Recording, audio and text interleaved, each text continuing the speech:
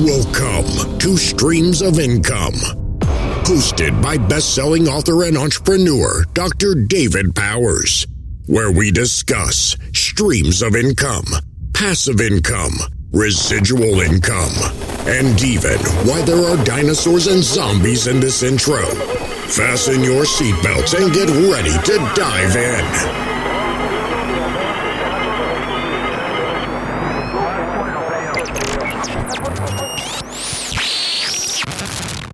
Hey everybody, I don't normally go back after a podcast and do a new intro, but I wanted to for this one because there's something really cool that happens at the end of this interview. So you're getting ready to see or hear my interview with Dr. Axel. And we talk a lot about leadership, organizations, his triple careers, and investing. But here's the thing, because of his experience in the Air Force, and also he's originally from Germany. And so I wanted to ask him a few questions about recent military actions that have taken place. And you'll hear it all, but the U.S. bombing in Iran is what I asked him about for two reasons.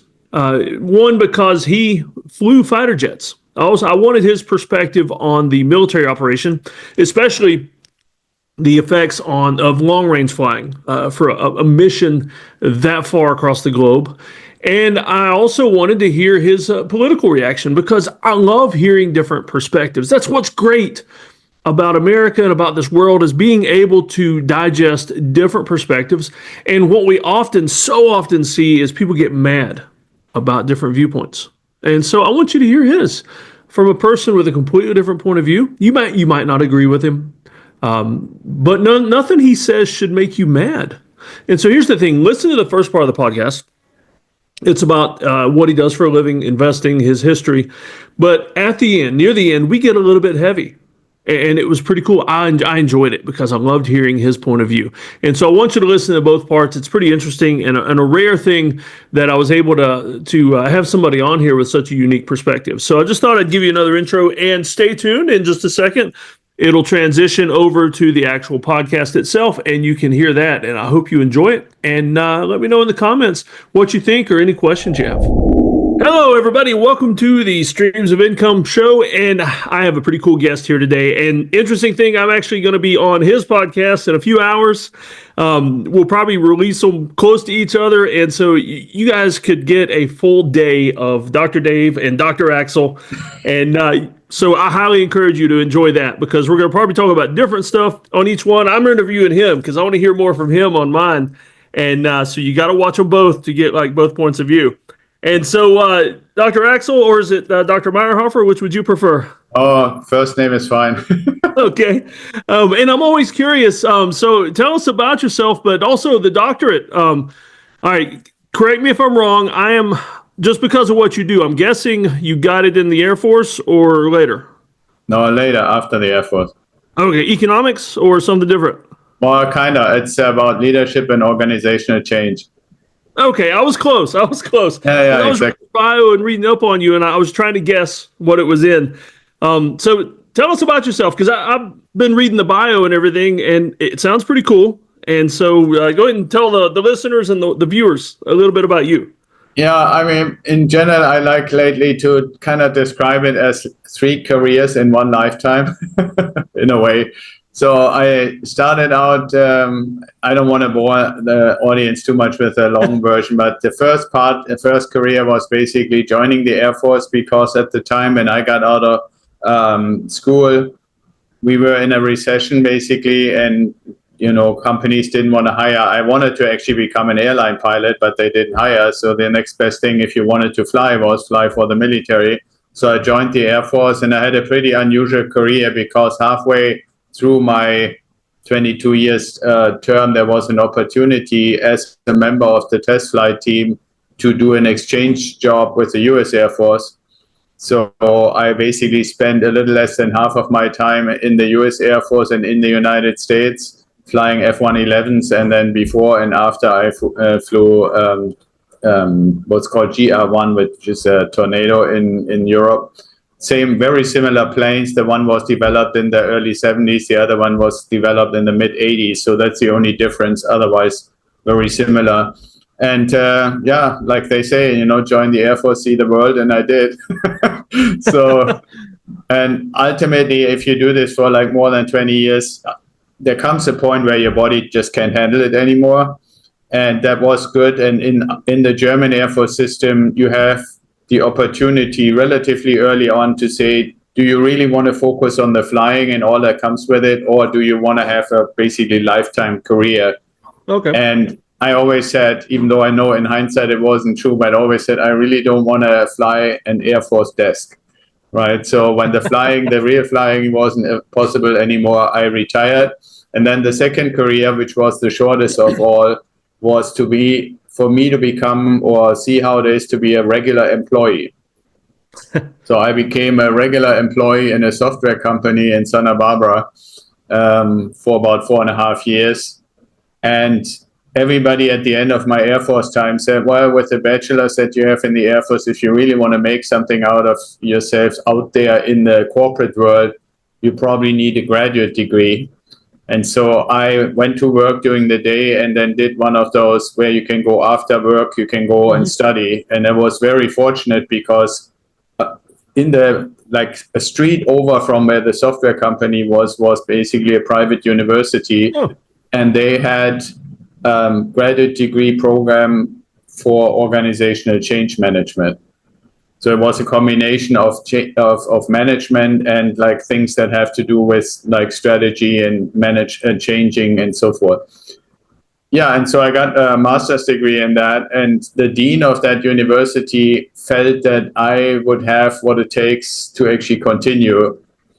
And I really honestly, and even today, I can't really say that I had any clue what I got myself into. But she talked me into it. And so ultimately, I continued finishing the master's and then rolled right into the PhD program. And the only slight difference was the focus was more on strategic leadership, not so much on how an organization runs. And so that's my doctorate in it. And the dissertation I wrote, the study I conducted was, if you want to help people in executive positions to improve, is business coaching a good idea to do that? And then the main question the hypothesis of the dissertation was, is it better if you have an external organization or individual come coach your leaders, or is it better for an organization to build coaching as a component of their business and then have internal people that have the necessary qualifications and certifications to the coaching? So I finished that. And the thing that's kind of the funny part why I'm even telling you is, remember we're talking second career.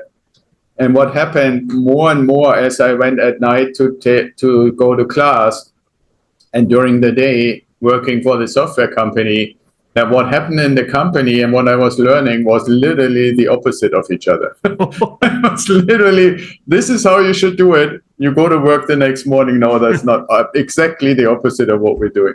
And there's a whole list of stories that I could tell how that manifested itself. So ultimately, I came to the conclusion, okay, I have been taught how you're supposed to do it. And I tried, actually, I called it the story of the mutiny, not necessarily that we talk about today, but we tried to actually change the business that I was an employee in to do more of the things that I had learned. And by the way, it wasn't just me saying we should change it. All the other executives, except for the founder, they all agreed we should change it. But when we presented what we thought we should be changed, and not all at once, but gradually, he and the people that financed him said, no, I don't want to do that. And, it's one of those things, David, I don't know, but I think most people in their life have gone through where you believe something strongly enough and you see that where it should be done, it's not possible because whoever is in charge says, no, we don't do this. It becomes a kind of disingenuous kind of work, right? You go there and yes, you're doing your job and you're getting paid, but it's not right. So for me and for many of the others, it became clear we can't really continue doing this. And so that's when the third part of the career started to say, okay, I did military, I did being a normal WT employee. How is that actually when you're an entrepreneur, when you're basically a business owner? So in 2005, I started my first company, and that's what I'm still doing up to today. It shifted a little bit. Originally, the company was founded to do mainly consulting and coaching. And yes, I did that. But out of it came the interest in how do I actually secure the family financially? And I've initially, purely on my own, for our own family, decided we wanted to start investing in real estate. Okay. And as people can probably tell by now, after about 7 minutes recording, I like to talk. And so I was always excited when I learned something new. I was able to do something new and told people about it and wrote about it on LinkedIn. And more people said, hey, can you help me with this too? I've always wanted to, but I've always been afraid to make mistakes or lose money and stuff. And then sooner or later it became clear, well, maybe I should really make this into the business. So the consulting company still exists, but the main work that I'm doing is basically helping people get on the journey towards what we call the time freedom point, where you basically have made enough investments that are passive income generating so that you no longer have to give your time away for money. Mm-hmm. Yeah. Oh, yeah, definitely. Well, that's pretty cool. I tell you what, I'm sure you've got so many stories about the mismatch between what you were learning and the corporate world. Yeah. Tell us one juicy one, like one of the worst ones. Like when you got back to the office, it was like, oh my goodness, what are they thinking? Well, one of the worst ones I would say is, and you're not just being taught at university, but I think in general, successful business, and there are different words you can use, either need a purpose, or you can say it needs a vision, or it needs a goal that everybody is working towards. Why does the business exist? What does it actually want to do? The second ingredient, and I learned that, but I also knew this. I knew this already from the military times. You need an inspirational leader who people are willing to follow in two ways, in my opinion. One is to follow because of the vision, the purpose, the idea, the goal that we're going after together. But also because when, the ups and downs hit or stuff doesn't work out, that there's somebody who kind of can rally the troops, so to speak, or can bring people together, can remind them why we're doing it. And I give you one example that is very recent. Everybody has seen the shit show that happened with the Doge thing and with Elon Musk, and how Tesla was, as a company, affected by that. And to come in and to say, not only am I the leader by position, I'm committing to spend 24/7 of my focus back on this business because I'm now done with this other thing that caused all this grief. You could almost, if you're following this stuff, you could almost feel like the whole 120,000 people or however many are working there to say, okay, the guy is back, and you can see it now. If you look at what is in the news now, all the stuff that they're doing since this has only been like a month or so, right? But that kind of, the combination of the vision, which like in Tesla's case hasn't really changed, but the person that is driving everybody and pushing people and inspiring people and so forth is equally important. So that's one thing that I would say I learned there. And now you take, what is a egregious case where none of that was applied. The software company that I was working for had something called an SBIR contract. That's it's basically small business innovation program. The R, I don't know exactly what the R stands for, but the idea is, and it still in general exists as a government idea, to say if somebody has a good idea and the government or military has a need, we are willing to fund the person or the entity with a good idea to build it into the solution that we have to fix the need that we have. But the overarching goal is to say, we're giving you this money not just to help us out with your idea, but so that you can evolve your idea and make products out of it that go into the open market, so that sooner or later you're not dependent on this money that we're giving you to get started. It's a little bit like government VC money in a way. Well, it's obviously like everything in the government is regulated, and you can get like 2-year money or you can get 3-year money. And I think the longest you can get is like 5-year money, like where the government says this is complex enough and so forth, we funding you for the first 5 years. Well, that's the kind of business I was working at. This is why they actually were even in this project that I was doing at the Air Force, where they wanted to offer their software for the Air Force flight operations, both for the German Air Force and for the US Navy. Okay, all fine, all good, very worthy cause. But ultimately, if the goal of the whole thing is that you are building products that make you sustainable on your own without the government, the most egregious thing I would say is when your executive team comes to you and say, we have this idea, this idea, this idea, this idea. We already talked to the software developers. We already talked to marketing, talked to everybody. They're all gung-ho. And the leader of the founder of the company says, oh, no, let's focus on the Navy. Lots of good ideas, but let's do the other thing. Well, not only that, but the most egregious thing is if you ask me in the context of what you learn at school, or if you have a doctorate in leadership and organizational change, when you not only know the theory, but your whole team is basically aware, and you're funding the thing that actually is the foundation that the 60 people that are working there can actually have a salary, there is a deadline.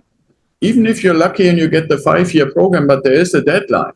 Yeah. And it's literally a matter of survival. And somebody says, oh, no, they're never going to pull the plug. We're just going to keep doing military.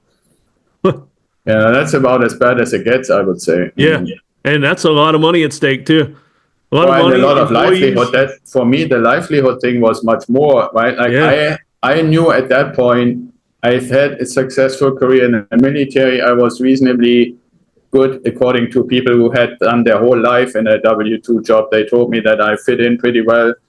I just had to get rid of some of my military habits. Like 6 weeks in, somebody said, can I talk to you about emails? I said, okay, what about emails? Am I writing too many, too little? I said, no, you're just sounding like a commander. Can you do like a greeting maybe on a thank you every once in a while? And so I said, okay. I know I had to learn that you can't give orders all the time in email. Stuff like that. But no, that was the most, and for me, that was one of those kind of shocking things, right? It's one thing when you say, I have my plan and I have my vision and I have my direction.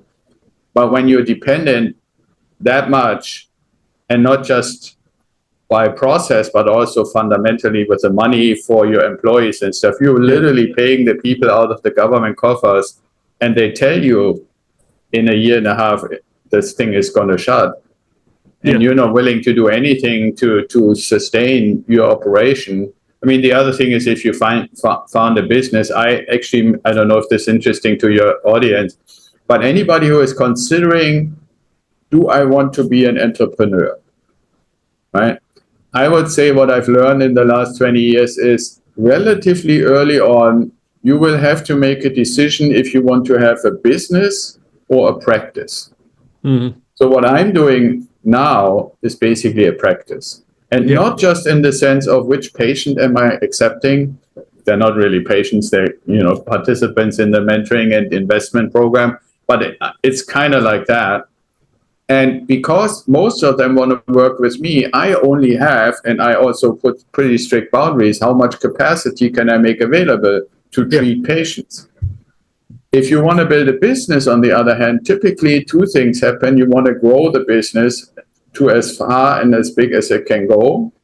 And this is kind of the funny part in a context of what you learn at school, but also in practicality. In a way, you're making yourself more and more obsolete, right? And my recommendation on what that really means is Jim Collins' book about Good to Great. Mm-hmm. Right? Like you're starting out with this little tuff that can barely hold more than 2 people, and then you get a car that can hold 4, and then you get a van that holds 6 or 8, and then you get a minibus for 15.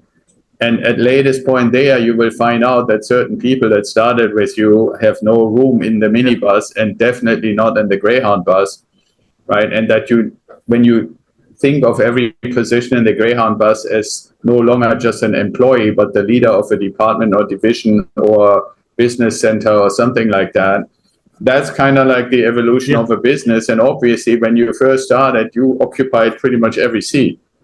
While in the Greyhound bus, you have one, even if you might be the driver, but you're not on any of the seats anymore, right? And so, you know, a little bit in that kind of analogy, and I think Jim did a great job with the Good to Great and the other books around it to describe what that really means and, you know, how do you actually go about it and what has made some businesses successful and others not.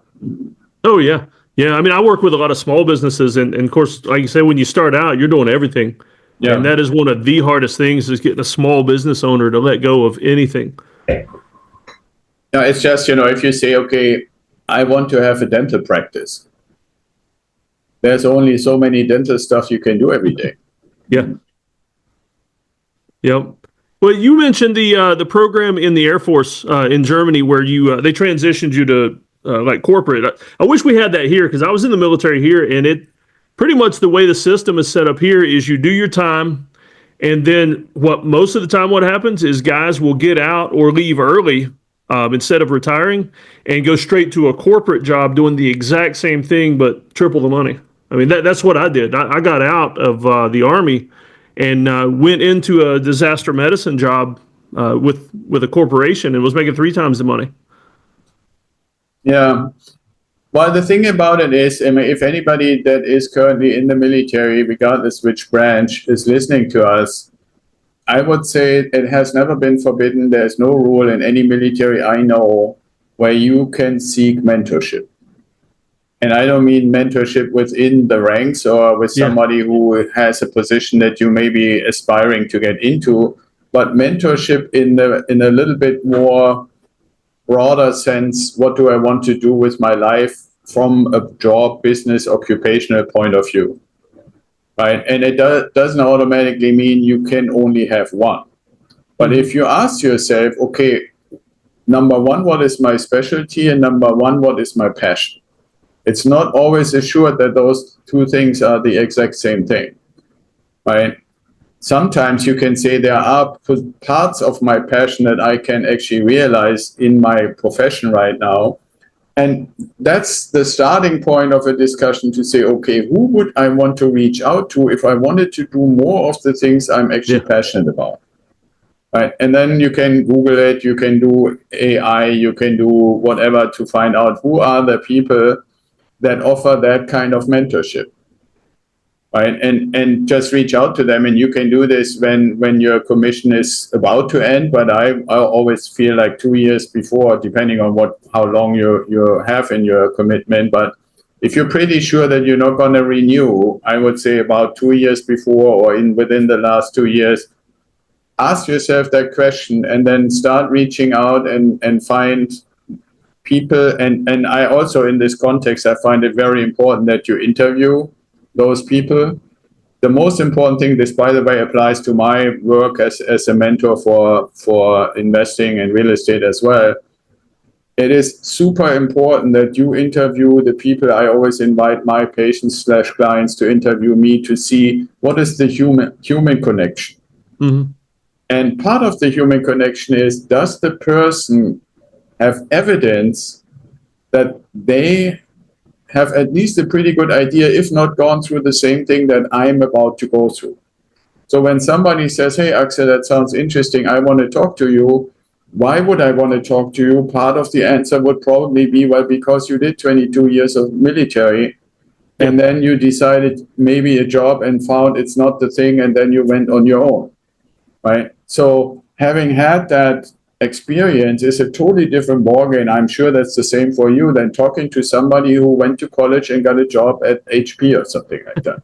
They cannot at all relate what it means. It also, there is obviously things that you need to adjust to, but it's very dependent, in my experience, on what do you want to do, right? If you say, I want to live into the love of carpentry, that's what I want to do. I want to do carpentry. And then you can go into more details. Well, depending on how big or small you want to do it, you can basically be the commander of your carpentry business. Yeah. If on the other hand, let's say you love cooking and you want to do a restaurant, yeah, you can be, but you have to learn some of the people skills that we probably didn't quite learn that well in the military, right? Because it's a different kind of people skill. So it's very dependent on what you actually have as a passion that you want to live into. And I want to say one thing as kind of like a capstone on this.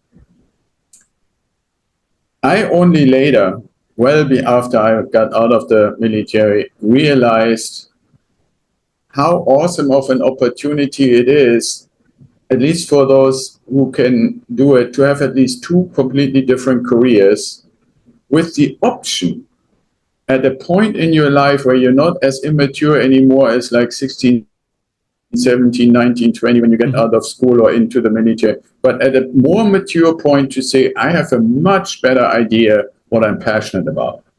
And then have the opportunity to say, let me try everything that I can for the rest of my life, do that or most of that I'm passionate about. Very few people, honestly, get the opportunity without pain. That's the important part, without pain. You can make the decision, obviously, but for most people, if they say, I went all in for accounting and I became accountant, I'm working in accounting for a large company, but my real passion is gardening. Yeah. If you make the decision, screw this accounting, I'm going to start gardening, it's going to be painful, I can tell you that. And whatever the other thing is, in most cases, in most people's life, it's painful in the transition. However successful this other thing that you would be passionate about might be.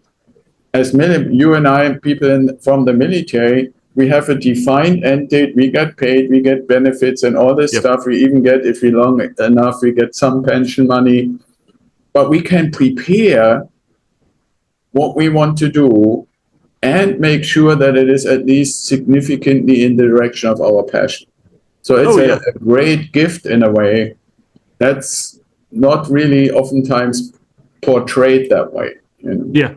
Yeah. I mean, I often encourage people, young people that may not know what they want to do in life, to go into the military just to get the job training and the experience. And, you spend 4 years in the military, you come out with more experience than so many other people. But what I've found for the most part is, let's just say the example of like a mechanic on military vehicles. They'll do 4 years as a mechanic, but they don't, like you said, they don't seek out mentors or prepare.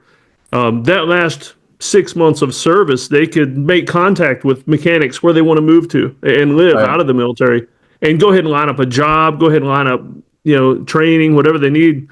But most people just don't prepare, and that's where the downfall is. Well, and what I see, I mean, with a 4 year or 6 year commitment, it's probably slightly different because you're probably trying to get into something that you're already interested in. In my case, just to take that as an example, I desperately wanted to do flying, to the point that when the airline said no, I said, okay, then I do it for the military. In my case, it was more a medical thing. I couldn't have just continued the same thing. So it kind of forced me in a way to say, what else do you want to do? But the other thing is also, as you're basically becoming more conscious on how you actually want to shape your life, right? Which also means oftentimes you find a spouse and you start a family and those kind of things. I also feel people in the military, if you're not 4 years, but if you're in a little longer, you have, for example, this great advantage of having access to VA money, right? Like, so you can actually start your investing. And what's kind of also funny, for most people with longer careers, the military inherently means you have to move. Yeah. Right? They move you from here to here to here. Now, I'm not necessarily saying, okay, if your assignments are mainly international, get a house in every location, that would be quite tricky. But in the context, what we said earlier about, reaching out to a mentor, if you say, okay, how do I take advantage of, number one, having a VA loan, and number two, being moved around every 2, 3, 4 years. Yeah. If you like, let's say, have a 15-year career or something like that, you can have 3 houses, that are financed very, very accommodating, especially if you look at it right now. Now, the interest rate is obviously still the interest rate, but not having to make any down payment is a super high advantage, right? And so for me, when I have people, and if anybody listens in the military, when I say reach out to a mentor, it's not only because a mentor can help you identify what your next career after the military could or should be, according to your passion, but it could also be to say, how can I take some of the things that the military offers, kind of a benefit of the system, and apply it in preparation for either the rest of my life, or this is why one of my passions is, how can we start thinking about generational wealth, right? Yeah. Because if you were already wealthy, this is kind of like a little bit of an I don't know, philosophical thing, I believe, without really having empirical evidence.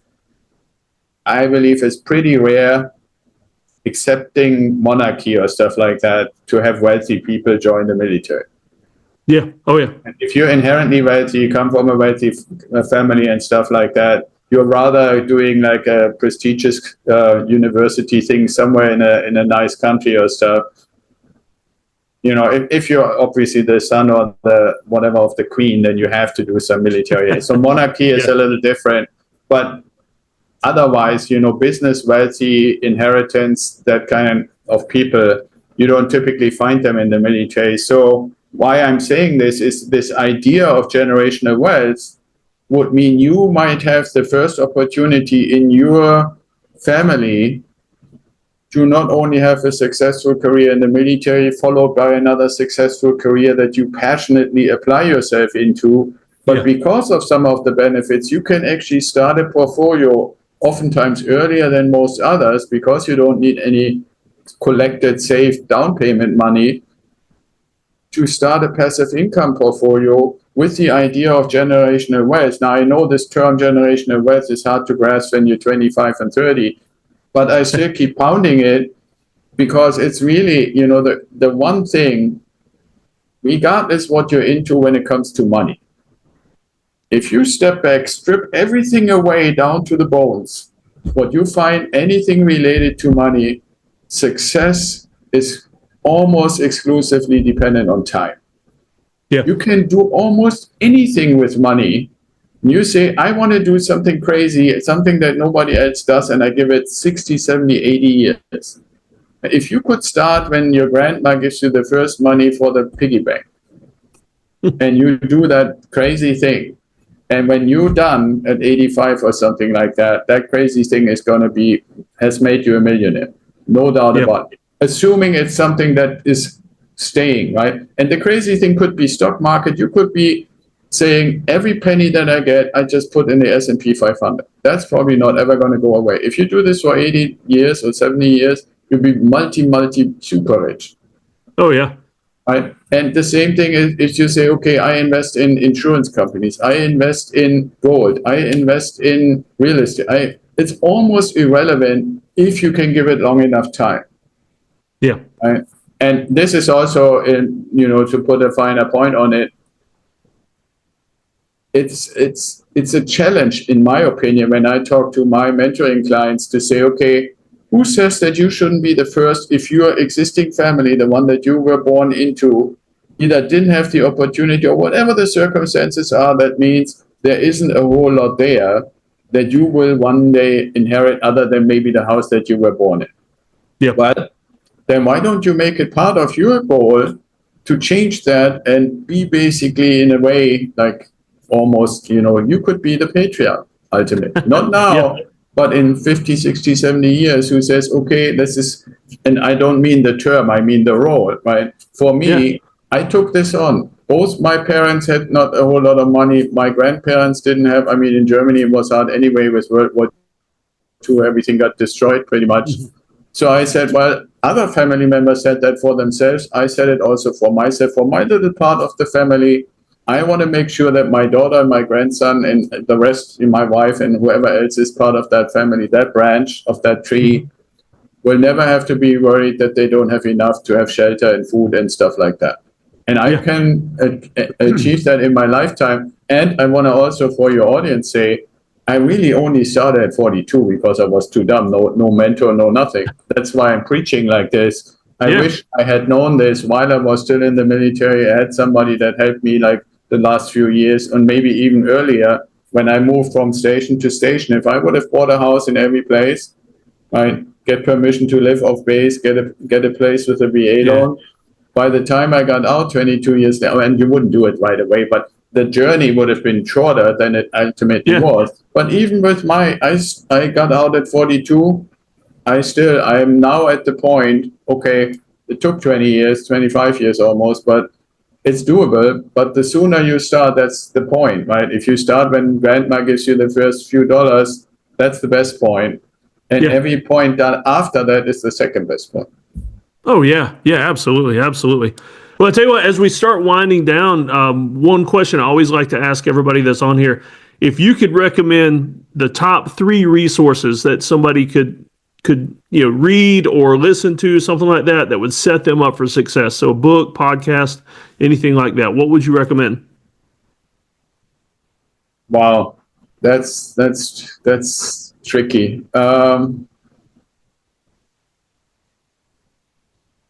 Well, I want to be cheeky. I would say from a topics perspective, what should you know or what should you become aware of? I would recommend listen to the Lex Fridman podcast. And if you want to challenge yourself, start like beginning 2024. Don't just go and say, okay, from now on, I'm going to listen. Because if you go to like January 2024 and start listening from there, and you can try to catch up to today, that gives you a really, really good idea what's going on in the world right now, and answers the question, where do you fit in? Yeah. And what's the name of that again? Lex Fridman. He only has like 6 million subscribers or so. Yeah. All right. The second one I would say is read and follow what Ray Dalio is saying. Okay. He's written a bunch of really good books. And then the cheeky one is read my book. It's called The Idea-Wise Grower. Because that way, Lex is really broad, global perspective. He interviews like the president of India, Vladimir Putin, those, and irrelevant of politics. Really how does the work? He has interviewed Elon Musk 5 times, the CEO of Google and so on. So really, you really get great perspective from the horse's mouth. And what's so awesome about his podcast is most episodes are between 2.5 and 4.5 hours. Yeah. So really good long form. You really get to know the other person, the person that you normally never have access to. And when you ever hear about them, you know their name, but all you always only hear is a headline. Yeah. Or some kind of opinion of the journalist that is shouldn't really have the name journalist, should be the opinionator. Right. Yeah. So that's what you know. When you listen for 3 hours to what Narendra Modi has to say as the president of India, wow, you get a totally different perspective, right? And it makes you understand how certain things work. And Ray Dalio is in the same direction for me. I'm saying it's cheeky, but it's also when people say, okay, how can my life look like? I say, you want to be the creator of your own future, which means you have to have a business, if for no other reason than to build the assets that allow you to live the life that you want to live and generate generational wealth. And then you need a method, right? So the first part is, how do we build your business empire, if only for that purpose? And then what is in it, right? Yeah. And the Idea-Wise Grower talks about how do you diversify your portfolio? Why do you use real estate and gold and diamonds and things like that? And what's the process? I think if you were to do this and dedicate a certain amount of time every day to doing those 3 things, you're automatic, and not automatically, but you will be successful, in my opinion. Yeah. It's almost hard not to be successful if you do all this right. But the part why you might not be successful is if you refuse to apply. Yeah. What can happen if you do those 3 things, you could be accused of having analysis paralysis. Yeah. And this is why I'm a big fan of mentorship. I would hope that you come to me or to you, Dr. David, or to anybody else who provides mentorship, where you say, I've heard this and this and this, and my opinion starts forming. Now I want to apply. If you never apply, you will not be successful. Oh, yeah. Yeah. Now, where are you living these days? What part of the country or part of the world? We are in the San Diego area. Okay. All right. So out west, San Diego, where it's West, beautiful yeah, and in North, 72 degrees every it's day. called North County. Yep. Yeah, Well, you are San still Diego surrounded by U.S. military there, so I mean, it's you fit yeah. in We have the well. I bet. Marines, we have the Navy. We used to actually have some Air Force, but they moved out. So, Yeah. So a real off-topic question, and I'll end it with this one. All politics aside, as a pilot, were you watching all the news from that bombing the other day? Because I was fascinated by the long-range aspect of what they did. well, I did a lot of that. I bought fighter jets from Germany to Las Vegas. Yeah. It's just a shitload of air-to-air refueling, I can tell you. Oh yeah. And that's what these guys did. Now, a bomber obviously has inherently more range, so I would assume they did air-to-air probably 3 or 4 times. Yeah. 3 times probably on the way there, and then maybe 2 more times on the way back. And it's a freaking long mission, especially in a bomber, because they can go very fast. Yeah. So it's a question about the ability of long range, or what's the Oh, just curious what you thought about that, because I mean, I was really interested to see, just the aspects of the long range flight. Yeah, I mean, if you purely look at it from an aviation perspective, it's what do they call it? Taking a shotgun and shooting at sparrows, right? Like it's basically from a military, like from a there is no enemy. Right? I think for the type of plane that they used, and for the type of ammunition that they used, and for the type of target that they attacked, it's like literally it's not really a challenge, even though the politicians made it out as a challenge. Even from an air defense perspective, I don't really think that it is a credible challenge, even though there is a little bit of that. But if I look at what Iran has in air defense, it's not really for modern military like the US, especially using B-2s and stuff like that. So it's literally not really a hard or fair fight. Now, the other thing is, when you go to the ammunitions, I was pretty deeply into knowing what the bunker buster bombs did in Iraq, and there are limits to them. 2 limits. I'm pretty sure the B-2s use GBU ammunition, which is basically you guiding it all the way to impact from the plane, which is, by the way, much easier to do in a bomber than when we did it in a fighter jet, because you're still flying and you have this mini little joystick. That's actually one of the things that's not totally wrong in Top Gun, right? When Maverick is trying to keep the laser pointer on the target while pulling G's like crazy. It's freaking hard, I can tell you, because I've done it. But the other part is, obviously, the people in Iran knew what happened in Iraq, right? So, and we can all have our opinion. What kind of people are they, and whether it's religious or political opinions that they have. But inherently, people that have built a culture like Iran, if you really think about it, it was called Babylon, part of Babylon at the time, and then of course called Persia for a long time, and now we call it Iran. So there's a little bit of history there. These people are not dumb people. They didn't just come around the corner yesterday. So when they see, okay, in the Iraq war, everything that was like 30 feet or so, in thickness, and they found a window or a door or something that they could get through, they got it in. And the big thing about bunker busting is you get through the hole and then you explode inside. Right? Instead of exploding on impact. Now, I don't think it takes a rocket scientist or anything like that every Iranian, they want to protect their nuclear facilities, made it at least 60, 80, 100 feet deep. Right? There are some people that are saying it's 180 feet deep. So just assuming you could find a hole that you could get through, this thing is not going to go through very far and then it explodes. Well, if the whole thing you get through is followed by some sort of concrete, multiple layers and so forth,